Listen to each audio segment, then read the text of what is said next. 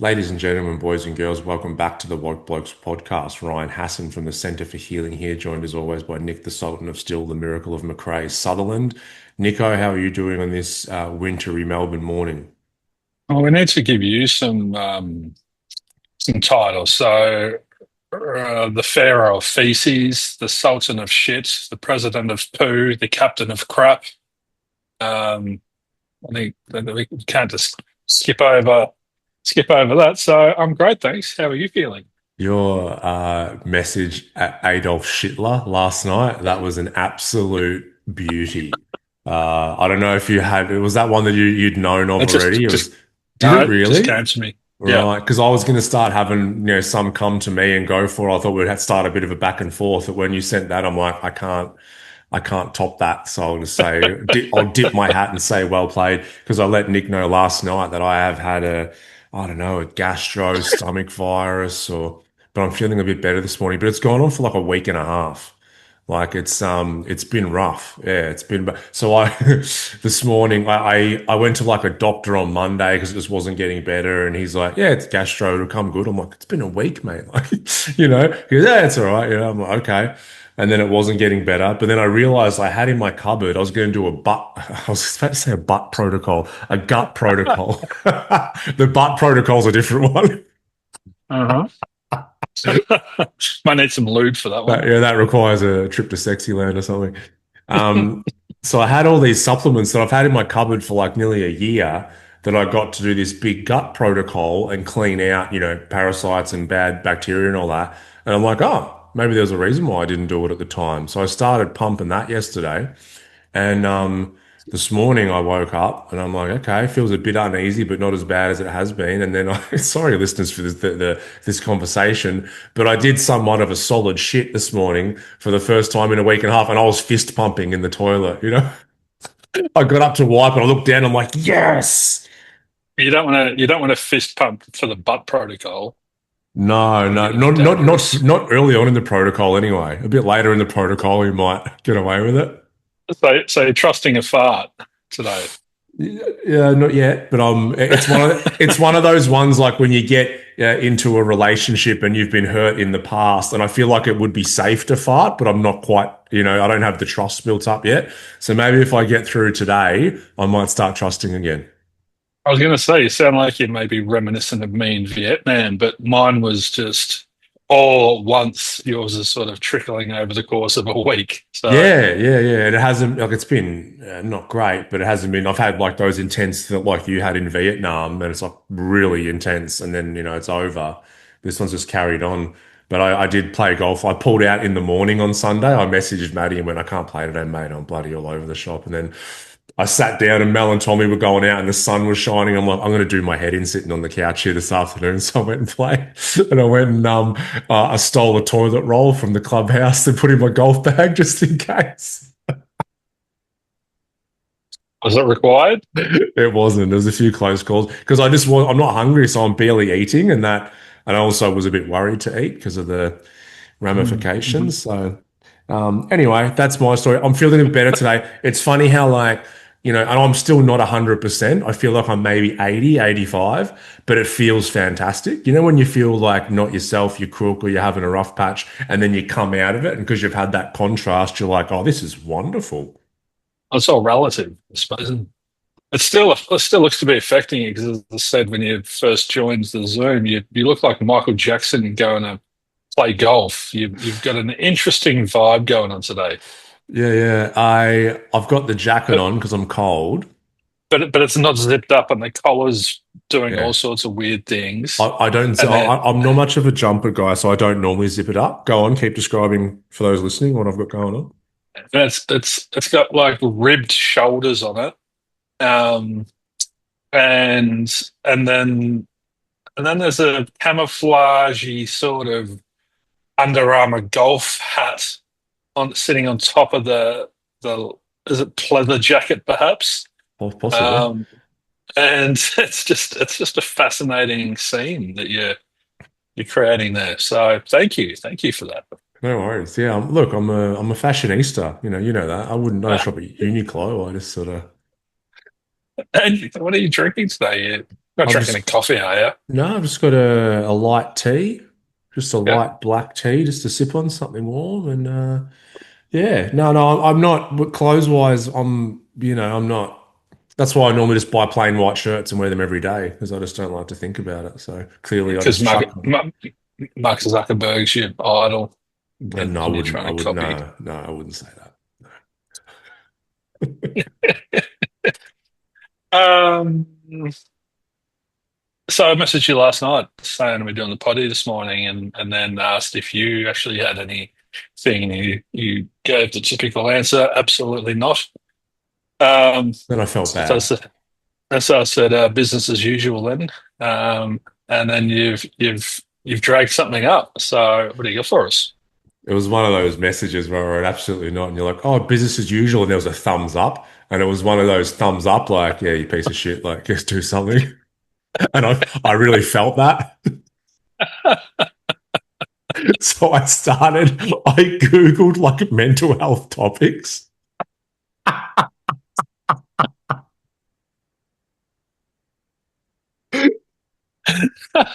And yeah. And then I'm like, this is all Oh, boring as, to talk about. So I thought just, in humbly, I found a blog that I wrote and thought we could talk about that.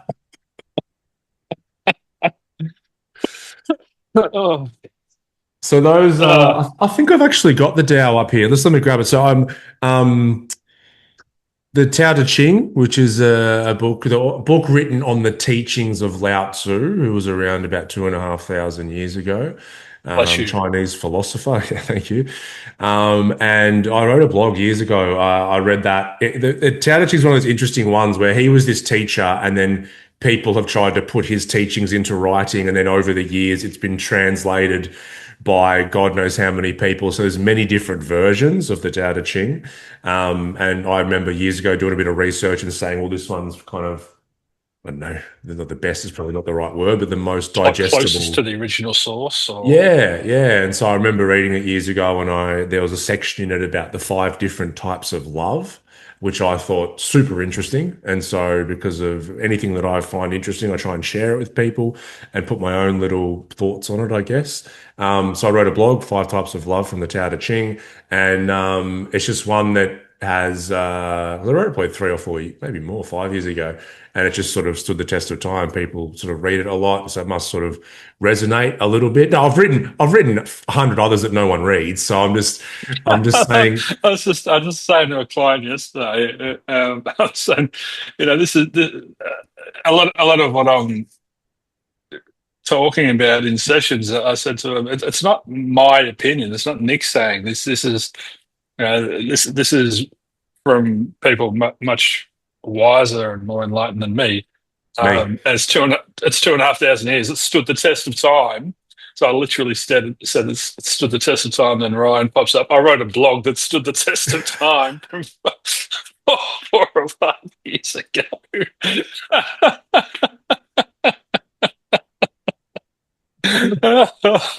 Oh, it was gold. Well, hey, in Uh, internet terms, that's probably about 2,500 years in normal years. yeah, true that, true that. Anyway, there's my version. I'm just holding that up for those watching on YouTube. But the Tao Te Ching, there's many different versions. This one, just so for everyone listening, the one that I've got here is translated by Ralph Allen Dale. So that if you search that, Sounds like he knows what he's by doing. Ralph, well, what by his name? Yeah. It's got like So lovely are you pictures. pronouncing it the Tao Te Ching or the Tao Te Ching? I changed it up a bit. I call it the Tao most of the time. Mm. Yeah, it is known by, and the Tao is, as my understanding, is sort of the path, the The way. way. It's like there's many paths up the mountain. So Buddhism is known as the middle path or the middle way. The Tao is the way. There's all these different Yeah. ways. Yeah, I think So like Christians would say that living in alignment with God, like it's all different, I think, religions or ideas on the spiritual path, they tend to have their own version of this, the way that we should live our life to be harmonious with ourselves and the world around us. And I think we do so much, obviously, Buddhist philosophy on this podcast. It's nice to touch on a little bit of ancient Chinese philosophy in this respect. I feel underprepared. I wish I had some. fried rice and some beef and black bean sauce or something. Very Mr. Ding on the show. So, so yeah, you said that and I was a little bit, a little bit hurt actually, because you said that you did a little bit of research last night, and I'm like, oh, how'd you find my blog? And you said, well, I didn't fucking read your one. I went some other ones. I'm like, all right. Did not Um, even, literally did not cross my mind to read yours. yeah, that Uh, hurts. Yeah, ouch. if you believe you have been harmed, then you have been harmed. So you just hurt yourself then. Oh, there is my first lesson. Thank you. Thank you, Master. Right, so I just Googled down to Ching, five types of love, and I got the AI overview, which Ah, can we which should just go get off you. my? Can I just go off my blog? We don't want to, AI overview. Yeah. It says the Tao Te Ching doesn't explicitly define five types of love, but it does offer guidance on how to cultivate love and compassion. Well, that's incorrect. And then it comes up with a breakdown, and it has six, one, two, three, four, five. It has six principles or something. All So, right. Well, can we go just off me and how I yeah, actually read yeah. the book? Let's. Yep. And I will see if they line up with these ones. All right. So the five types of love from the Tao Te Ching. So I'll just Yep. start at the top here. It's not very wordy, this blog, but so we can go through each one and go for it. So it's been over two and a half More thousand years pictures. since it's quite pictury. There's one of me and Tommy there. It's very cute. Tommy looks all right too. It's been over 2,500 years since Lao Tzu was around. His wisdom definitely stands the test of Oh, time. are you reading your whole blog? I'm going to go through each of the types of love. It's getting straight All into it. right.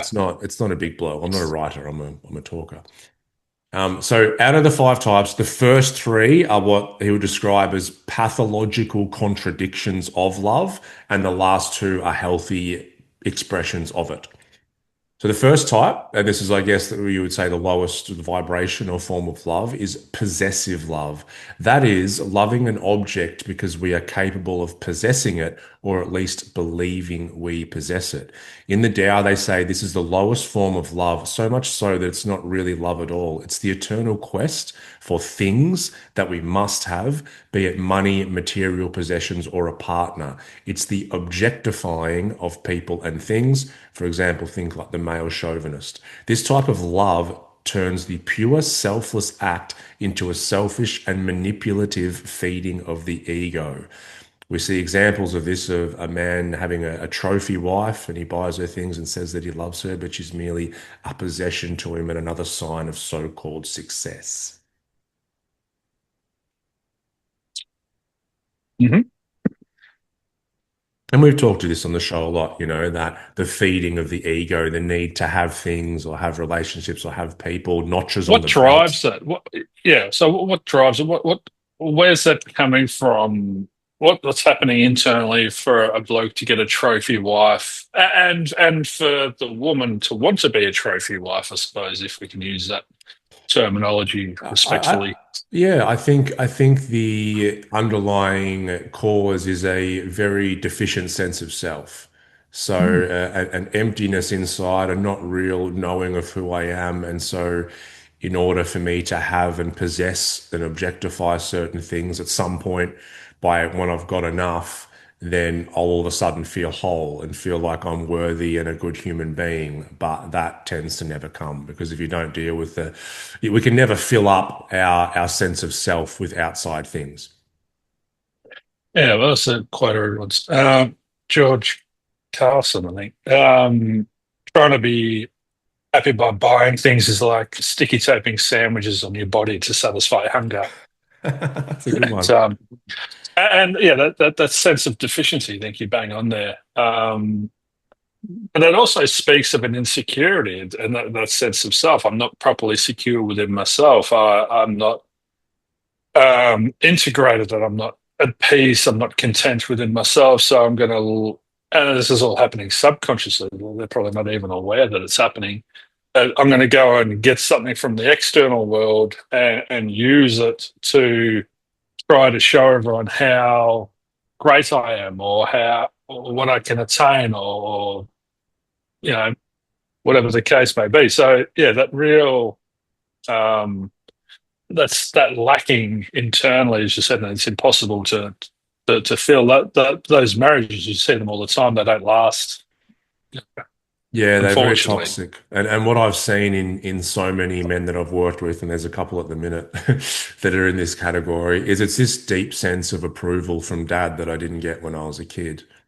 And so I've worked with so many males that had a dad that was so hell-bent on success and then passing that on to their son. So their son is then always trying to measure up and, be successful enough. So dad finally says, "Oh, I love and accept you and I fully approve of you and I'm so proud of you."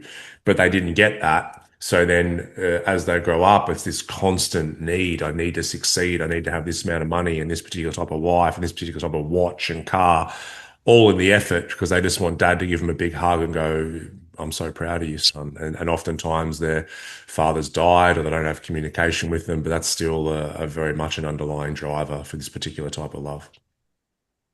And they're looking at their dad as their male role model, so they're looking at the models, the role model.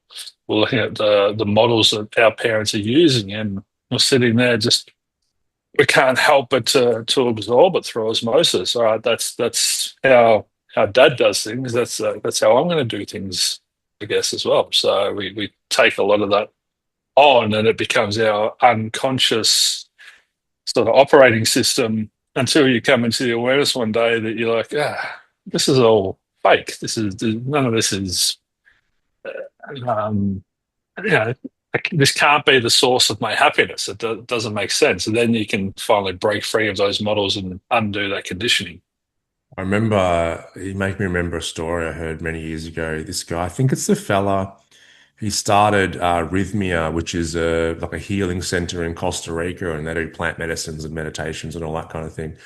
And I think the guy who started that was just massive, heavily entrepreneur and, started all his businesses and made all this money and did all this and end up having a massive breakdown and, drugs, alcohol, all the usual stuff. But he said a real wake up moment for him is because his dad was a real, hard ass from like Boston or something and always wanted to get one over people and, make money. Didn't matter if it was at someone else's expense and everything. And so that modeling, that blueprint is what he saw. So he's okay, that's how I operate in the world.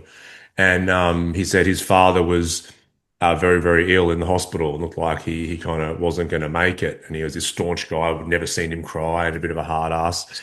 And they might have been Jewish, I think. And a rabbi was in there in the hospital bedside. And I remember his dad, he goes, it was such a shocking moment because his dad grabbed the rabbi's arm and started screaming and crying and everything, basically saying, "You have to get me into heaven, all the bad stuff that I've done, I've stuffed up, you have to." And he was in this complete panic.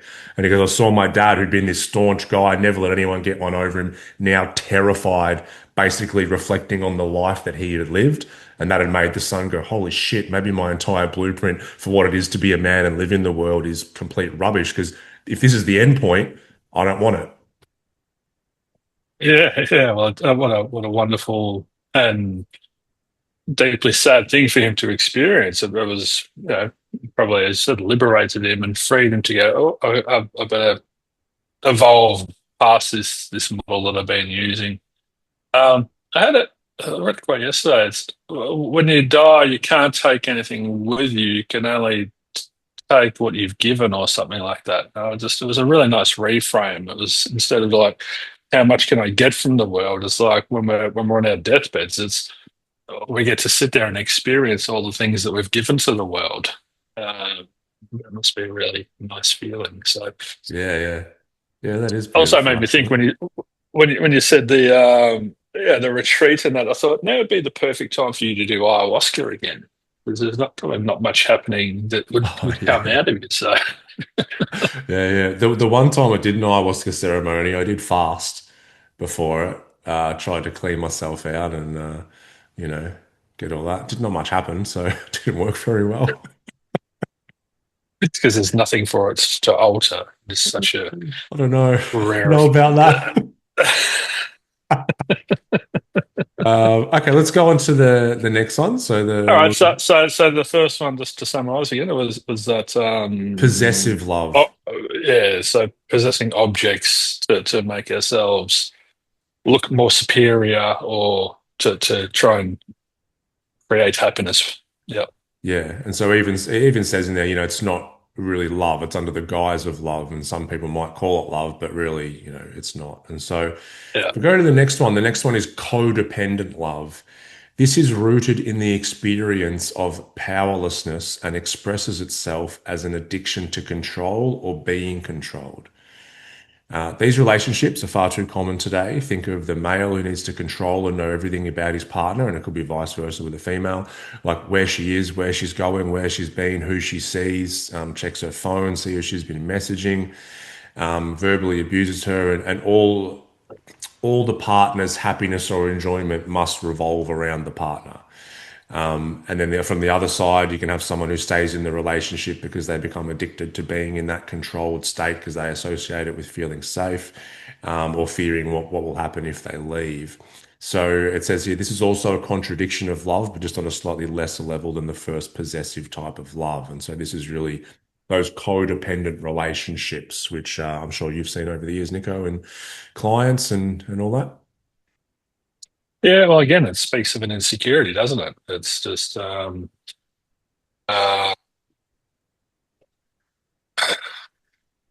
there's a lack again. I'm not content within myself. There's no emotional self-sufficiency going on in there. It's outsourcing it. If you do X, Y, and Z, that will make me happy. So it creates this neediness. I need you.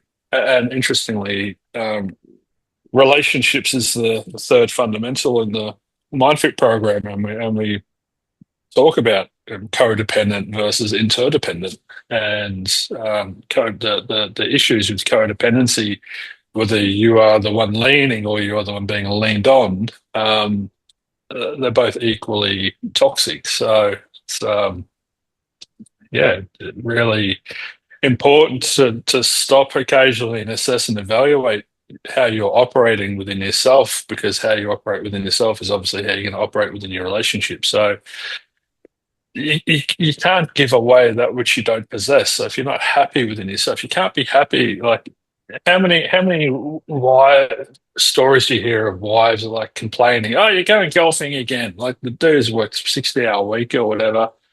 Done everything he can. Just wants to go off and feed his soul for a couple of hours. And you did it last week. Why are you doing it again this week? Like there's this.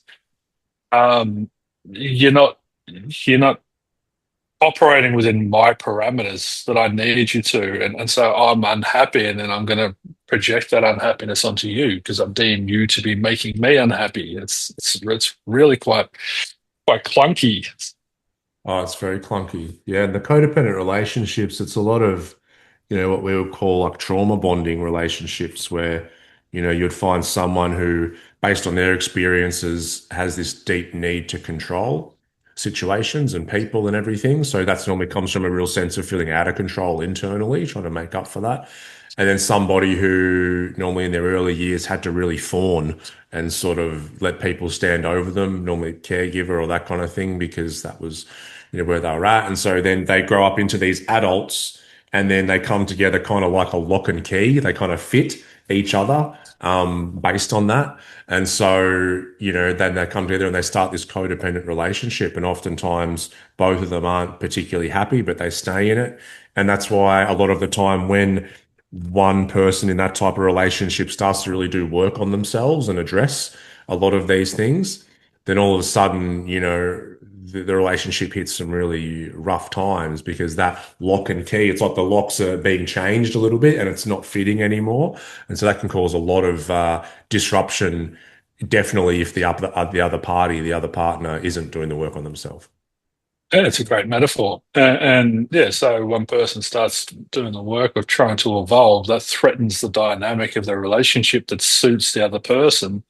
And they go into a state of anxiety, which is a controlling and manipulating sort of energy. So then they try and shut the person down or prevent them, or they attack it. The ego perceives that whatever it is they're doing is a threat, and they start to attack it. Oh, you're going as that person again. Hey, oh, you're going to that group thing. Oh, you're reading that book again. Oh, and that's very revealing, and it's fascinating to see it happen as well. But those codependent relationships as well can come from a Myndfit perspective. Your trauma bonding and that. Ours would be the three sort of core beliefs: I must be loved and liked. That need to be loved and liked can come at a great cost sometimes, and so we start using distortions, and one of them is we can disqualify the positives and only see the negatives, and that's primarily what happens in most. But there's cases where we can disqualify the negatives and only look at these people through rose-colored glasses, and all of the you know toxic narrative that they're projecting and all the attacking that they're doing, we'll dismiss that. We'll go, no, they don't really mean it, or they're only saying that because they care about me. We'll justify their behaviours and um, to maintain that codependency, which is really sad. Yeah, you see it so much in sort of, domestic violence cases and that kind of thing. And, they might leave their partner and then all of a sudden, a few weeks later, they're back with them and making those same sort of excuses for them, saying, oh, no, they've changed, it's different this time. And really just wanted to keep that codependency going. It's rough, it's sad. And especially, if you've helped them separate and helped them through it, and then all of a sudden they're back in sort of square one again. I think it's tough for the people trying to support and help that person as well because they just keep going back.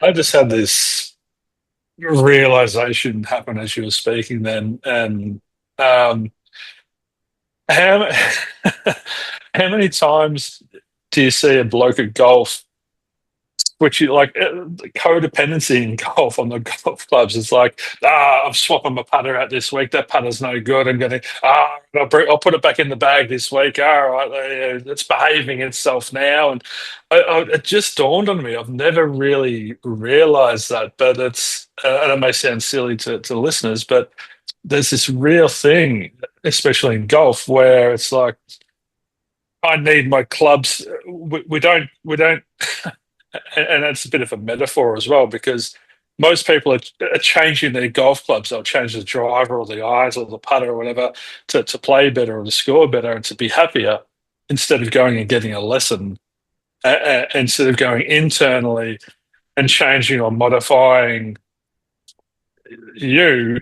And this is all I can control instead of berating these snapping clubs, throwing them in a lake, selling them, buying them back. It just dawned on me. It's It's very like funny. someone saying, "Oh, I really should, go into a mindfit problem and address a lot of this stuff," and then just going, "Nah, I'll A just get a new mindfit problem.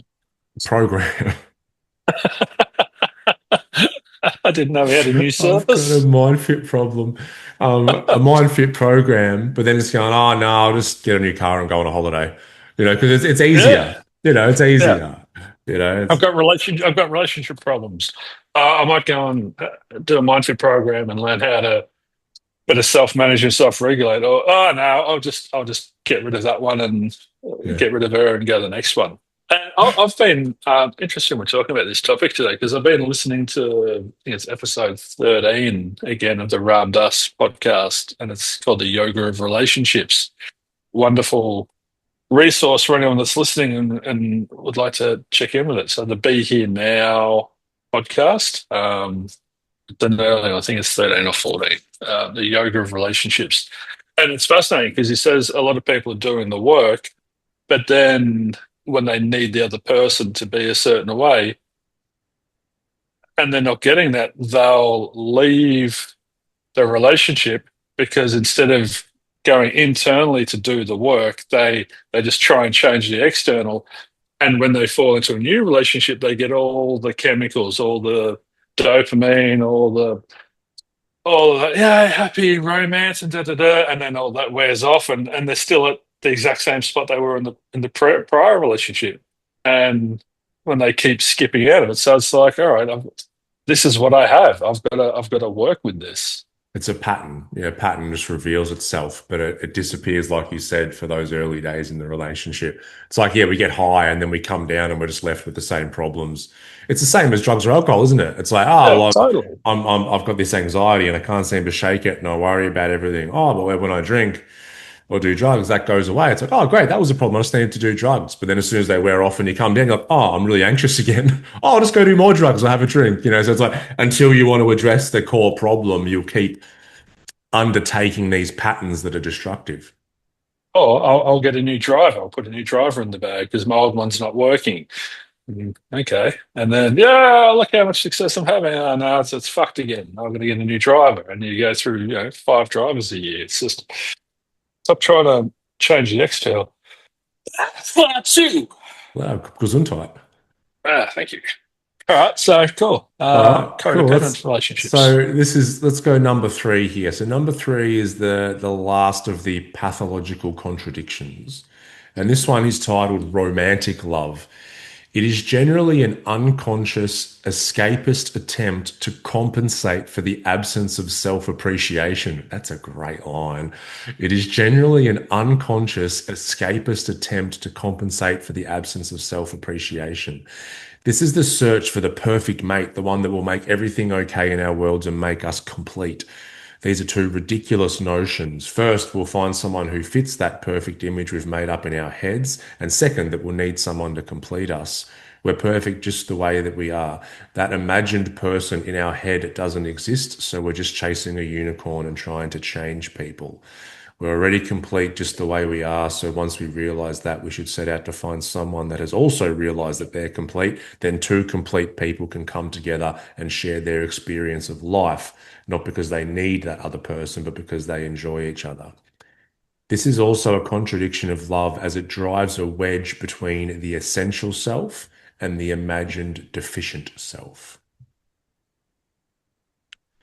Yeah, romantic love. It's the more surface level love. It's the giving of flowers and all that sort of stuff. It's I love you, and it's still you can still hear that possessive sort of element in there. I'll love you if you do this. There's that codependency in there as well. So the first two, that you can hear the subtleties of those in this romantic love. So well, I think what I'm hearing them say there is that I'm in a state of love and you're in a state of love, and we can come together and just be in love together. Yeah, yeah. Whereas this romantic love is describing that, you know, I have an idea in my head of this perfect person, and I'm going to go find them, and we're going to live happily ever after. And that we just spoke about it perfectly in the last one. And sometimes we have this idea in our head, and we'll go on a date, and we're like, "Oh, this is the one," and then they're kind of ticking all the boxes. But the issue is we've got all those chemicals going on in the brain, oxytocin, serotonin. Normally the genitals might get a bit of chemical action down there, and and and so we're like, oh, this is the person that I've mashed in my head, which the same as the first two is this third one. It comes down to a deficient sense of self because we believe this person's going to solve our problems and make us complete and make us happy, never disappoint us, make us feel good all the time. And so imagine the Don Miguel Ruiz has it in one of his books. It's like, I can't remember the metaphor, but they hand over something to that person and the person has to not break it. But it's like they have to like never Mhm. disappoint you. And it's like and they end up dropping it because it's too much pressure. It's too much weight to hold. And it's not theirs to hold. That's right. It's and so we instantly disempower ourselves and make the other person far more way too powerful without telling them, without having that conversation, and they'll detect it on some level, and they'll start to, I don't know, maybe resent it or try and change the dynamic because they're like, I don't want to be this power. I don't want to be responsible for your happiness. I don't, the danger of sitting there on a date and getting a chubby when they start talking about golf, if the genitals are getting some of those chemicals you were talking about, if they start ticking your boxes, that's very problematic because now when they don't tick the boxes, which they're going to do, that's going to create um, a disturbance within you that's going to create suffering in you. You're going to project that suffering onto them. Now they're going to start feeling like they've failed or they've disappointed you, or that's where it turns toxic and sour. You know what? It's like you're right. Most people like don't want that to hold, but then I'm thinking that first type of love, the possessive love, that type of person actually wouldn't mind having that. They're like, ah, your happiness is on me. Great. I'm in control here. I can manipulate. And it's interesting because again, when we're talking about the third fundamental, the relationships, two dysfunctional people can operate in a dysfunctional relationship sustainably. It can work for them. I wouldn't like to be in it, but it's they can coexist and like, this works. We're both equally dysfunctional, so let's just live unhappily ever after. And that's sort of I've seen many cases of that. So it's yeah, it's really all about the lock and key, as you said earlier. What's coming together, and the problem. If they fit, great. But if I need you to be a certain way in order to fit me, or to I need to be a certain way in order to fit you, then that it becomes it just becomes problematic. Yeah, and it's all this one's really around expectation, isn't it? Because it's not just with a person, like a potential partner we meet, but like if I'm going in, leave a job and I'm going into a new job and the interview goes well and I meet some people, then we start to create this idea in my head, like, oh, if I work here, it's going to be so good. I'm going to feel great. I'm never going to have arguments with people. And so we create this fantasy world that doesn't live in reality. It's the same thing. I've got this new driver. I'm going to hit the ball straight every time. It's going to be so good. We do it with everything. Our mind just jumps to the future, trying to create some sort of scenario that will help us feel safe instead of being really balanced and going, oh, well, this new job looks like it's going to be a nice place for me to grow. I'm not going to get along with everyone. There's going to be challenges. Our brain never does that. It just goes, everything's going to be great here. You're never going to have any problems. Not until you train it. That's Yeah. primarily what we're doing with clients, teaching to stay present. I don't know what this new workplace is going to be like. I don't know what this new drive is going to be like, but I'll turn up and witness whatever happens, and then I can assess and evaluate and make corrections within myself. The issue lies when you try and manipulate the world around you to be a certain way and make that difference to appease your unfulfilled desires, then that's when you come out of alignment. That's where you stop being your authentic self. That's where you're in your head instead of your heart. That's where the ego is in the driver's seat and taking over. And it happens to me. It's something I have to keep an eye out on in my relationships. Is I can live in the potential reality instead of the actual reality, and that's like, oh, but if they do this and this, if they just go and do this, and this is where they could get to, and that'd be awesome. Because that's where I feel like I am. I'm not. I can sometimes not meet them where they are. I'm trying to meet them where I think it would be better for them to be, which is my ego taking over, and I have to work really hard on.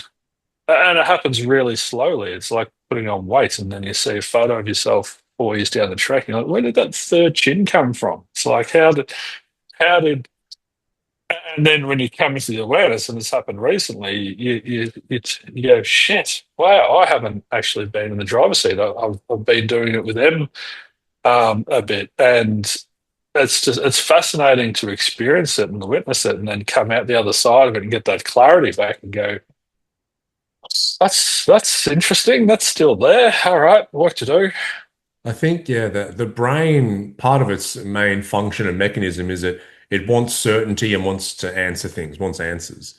And so that's why it does that. And I like the term you use, like untrained brain.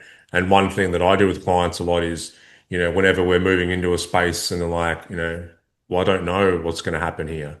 Right. And I'm like, cool, because okay, if we sit with that for a moment, let's experience what it's like to not know. And you watch them squirm in their chairs, they just fucking get so uncomfortable because the brain's screaming at them, going, no, we need to know, we need certainty. And so the more Well, capacity that we can build to be okay with not knowing and remaining present, that's a real superpower, I believe. Yeah, we're hardwired for to feel safe and secure, and we'll feel safe and secure if we know what's coming at us around the corner in the future. So that's where the mind does jump to conclusions. It'll predict the future. It'll typically go to the worst case scenario because then when that doesn't eventuate, we're like, ah, that's better. It's this real weird thing. Yeah. Our minds will prefer the worst case instead of, as we call it here. I invited a client the other week to sit in the sacred space of I don't know. And they're like, oh, and it really sort of resonated. I'm like, yeah, imagine giving up needing to know what that would do. And they're like, that's it. They squirm for a bit. Yeah. I mean, this guy's been with me for a while, so I was just reconnecting him with it. So it actually, interestingly, now thinking of it, it actually created a very warm experience for him. Because he's been in there before, and he's sat very comfortably in the space between stimulus and response. He's sat in. He's given up his attachments and desires to have it all figured out. And he's sat wonderfully. But as we do, and as I just explained, it happens to me still, we get caught in these traps, and our hard wiring kicks in again. And this is the thing, if you don't stay on top of it, it'll happen. And so when I reflected to him that he'd been caught in that trap and he was in La La Land and invited him back into I don't know. He was like, oh, that's home. Oh, that's what's where the peace is. That's where the quietness is. That's where the contentedness is. Yeah, I love what you said. Like a lot of those things, they'll worry and try and prepare us for imagined futures. And even if it doesn't happen, it'll go, well, lucky we were prepared though. Otherwise it might have happened. Mark Twain, what do you say? It's like I've had many a worry in my life, most of which never happened. Never. And and But I'm it's also we and you touched on it earlier with the expectations.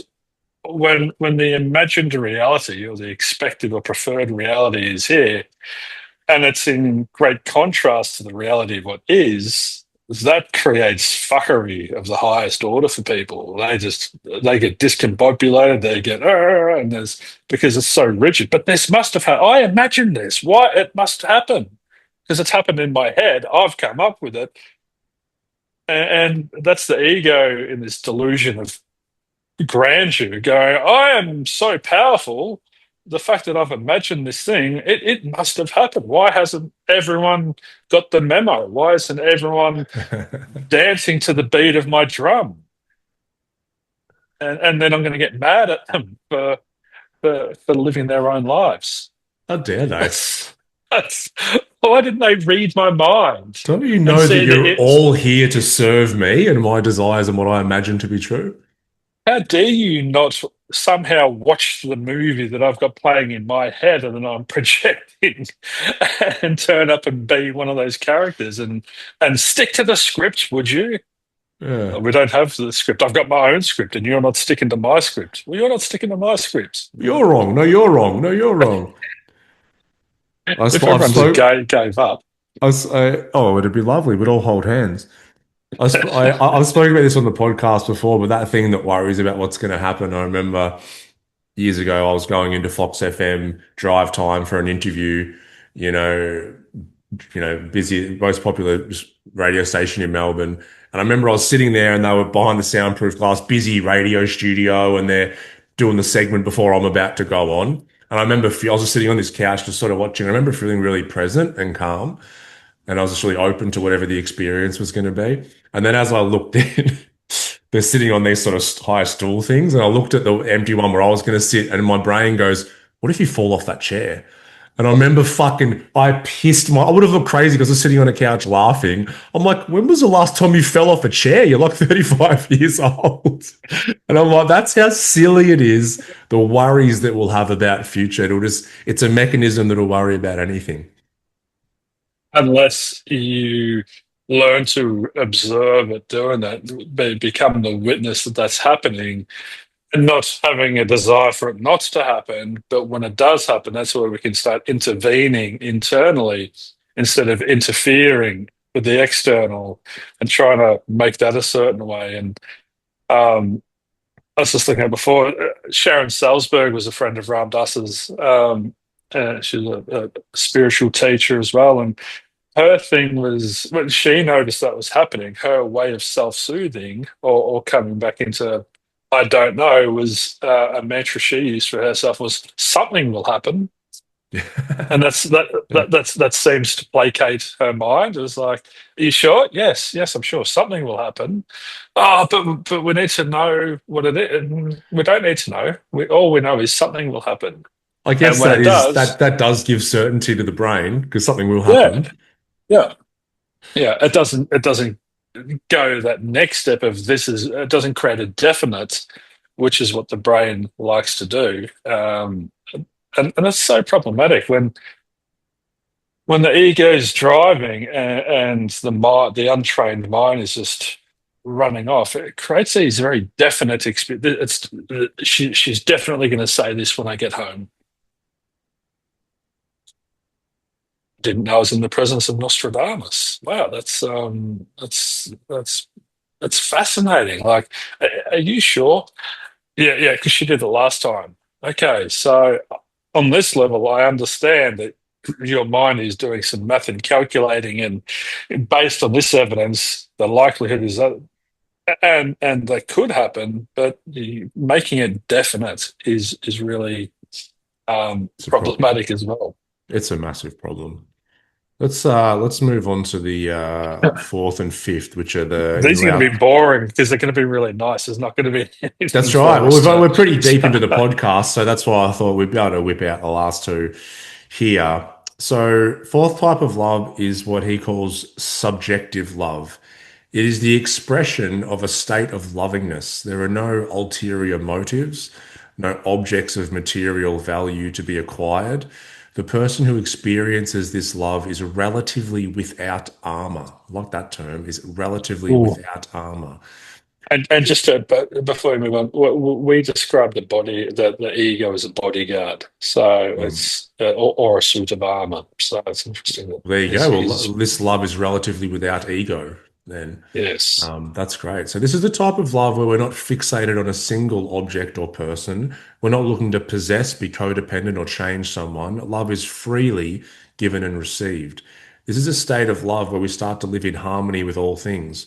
We start to love not just people, but plants, trees, rocks, animals, art, the sky, the stars, the universe. We don't love with conditions. If someone doesn't love us back, that's fine. We can still love them anyway. Most of the time, we have conditions on our love. Nick, you were talking about this before. I'll love you if you love me back. I'll love you if you're there for me. I'll love you if you never leave me. I'll love you as long as you keep acting a certain way. These aren't real love. When we drop the conditions and shed our armor, we live in harmony. We love everyone and everything just the way it is. We experience life in a loving way. Do you remember a podcast many moons ago where I think one podcaster said, I'm just feeling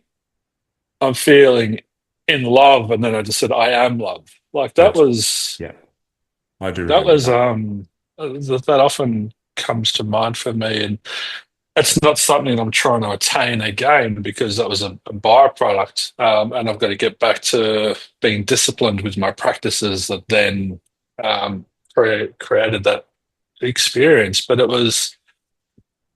it's great to talk about all this in theory, but the reality is it's fucking hard work. It's really, as I said, we've spoken about hard wiring. Like we're trying to override deep instinctive, primal, protective mechanisms, and so please, if you're listening to this, don't just go, "Oh, that's nice. I'm going to go and do that. I'm going to be that." It's like it's great in theory. The reality of achieving it, I've gone from I am love, and that was a very profound experience to my recent experience of fuck, I've been kidnapped by my ego again, and fell into that conditional love. So yeah, it's that ego. It's a sneaky little rat.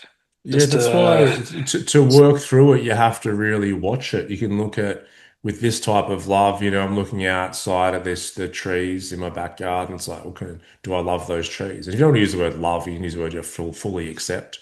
And it's like, yeah, I do. It's like, I don't want to change anything about that tree. That tree is the exact way that it's meant to be. And then you can look at, a bird, then you can look at your own dog, and then eventually you get to your partner and you're like, I love my partner just the way she is. And then it won't take long for the ego to step in and go, yeah, but she fucking said that thing the other day. She does this with that. And so that's a little practice where you can go, you can watch the ego and you can, play with it, watch it from I guess, a place of witness consciousness, because that's the only place you can truly work with it.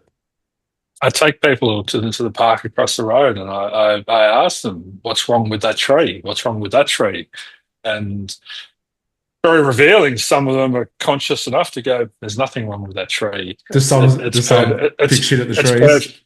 It's perfect just the way it is." And others like, "Oh, well, that branch is crooked, and then its leaves are falling off." And I'm like, it's very revealing. Well, Um, it's like someone who, if we're attached to our vanity, would look at themselves in the mirror and go, what's wrong with this? And you're like, wow, it's aging. Well, duh. Like that's what it's meant to do. I wanted to stay young forever. Yeah, have a listen to the yoga of relationships because he touches on so much of this and that. Okay. He even talks about, when we go for a walk in the forest, our critical mind isn't activated because we just accept. You said the word accept. We don't have to. I think being in a state of love comes from constantly surrendering and accepting. Um, but we can go for a walk through a forest and our critical or judgmental mind isn't activated. Our ego isn't on that walk with us. And as soon as you're walking through the forest and then you see other people walking towards you. As soon as you come into contact with other humans, it's like, oh, why are they wearing that? That looks silly on them. Oh, look at this. Why are they walking that way? Who would have pooped by those shoes? Like when we started And the podcast and you were criticizing my outfit.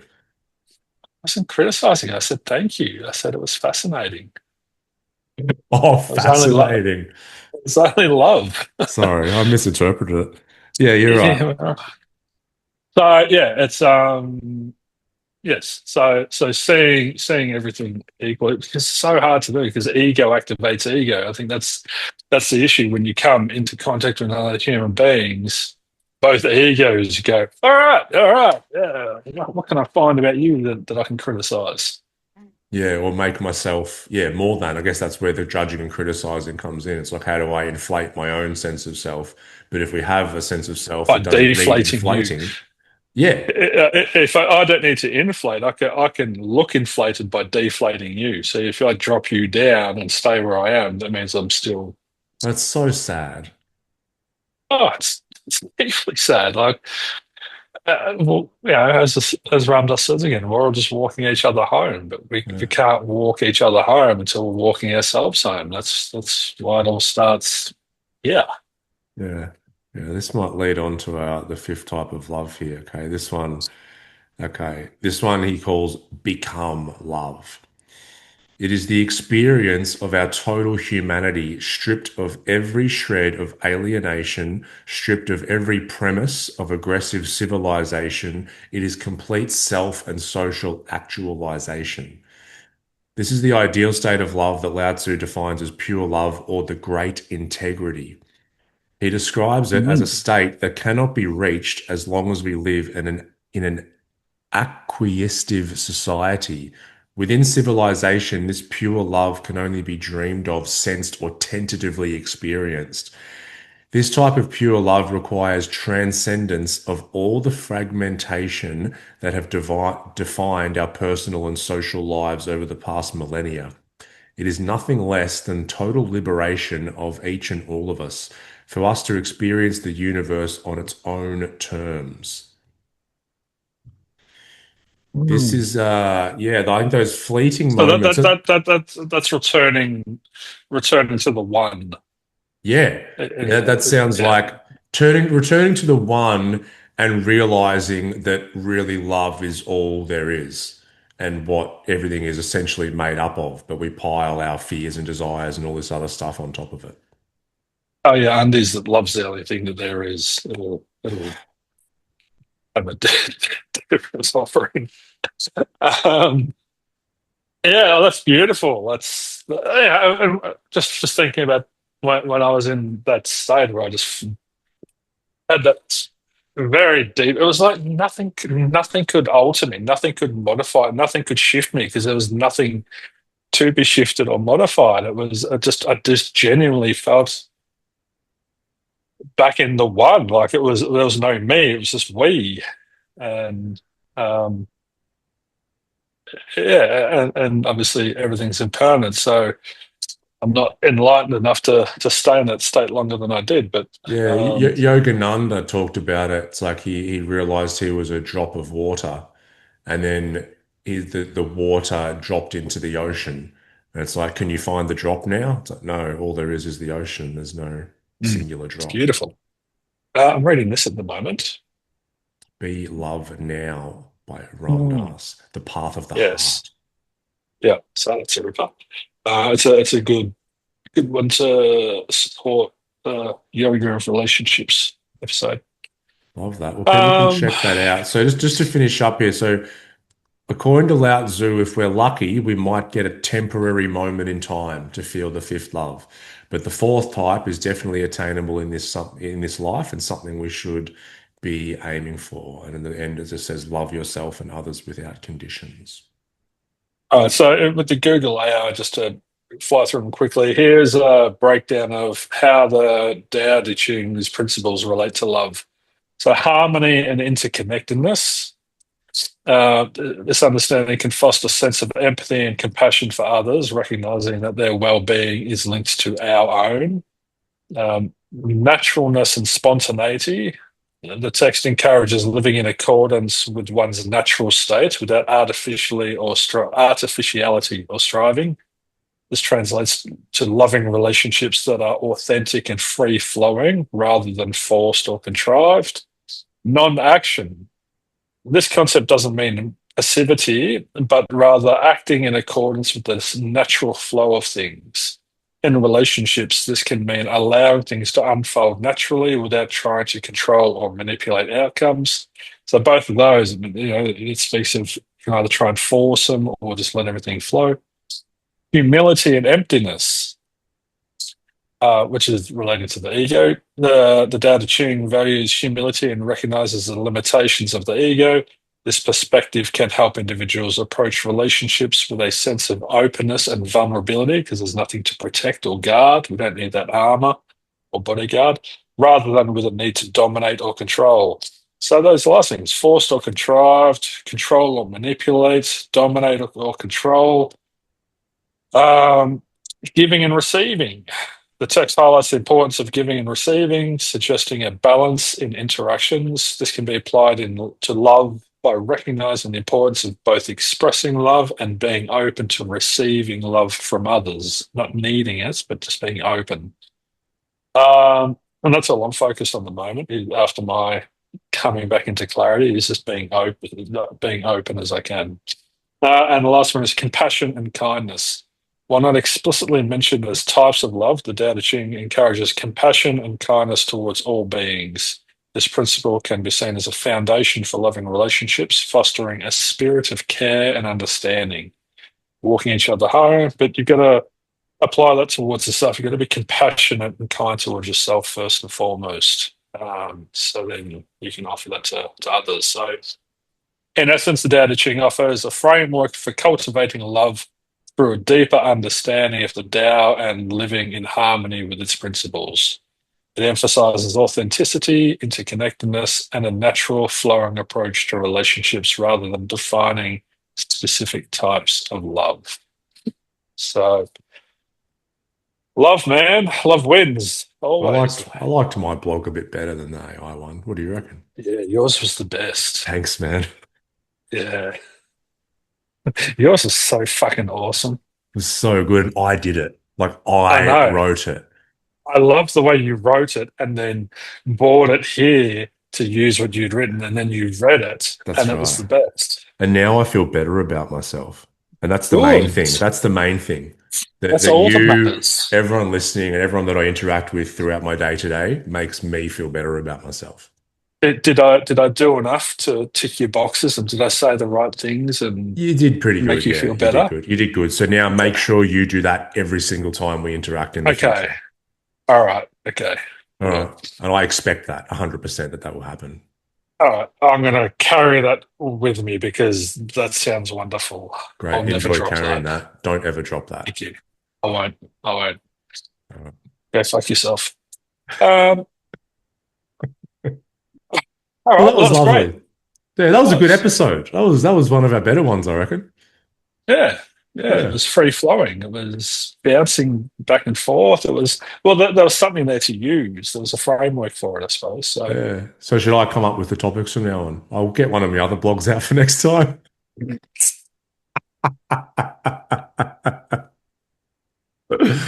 Oh yeah, dear. All right. please Thank you, do. listeners. Thank you for tuning in. We'll see you all in the next episode. Peace out. Peace.